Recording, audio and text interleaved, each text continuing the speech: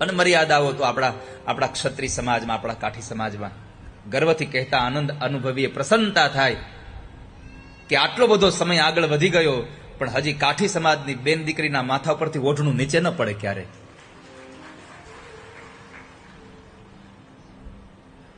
એના છેડાથી એનું માથું ઢાકેલું જ હોય.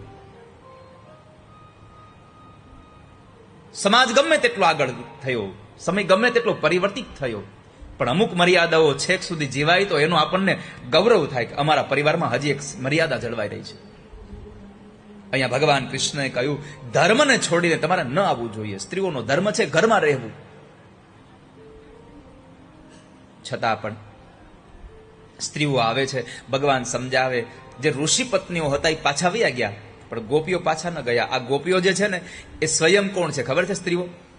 રામા અવતારમાં જેટલા ઋષિ મુનિઓ હતા એ કૃષ્ણ અવતારમાં બધી ગોપીઓ બનીને આવ્યા છે.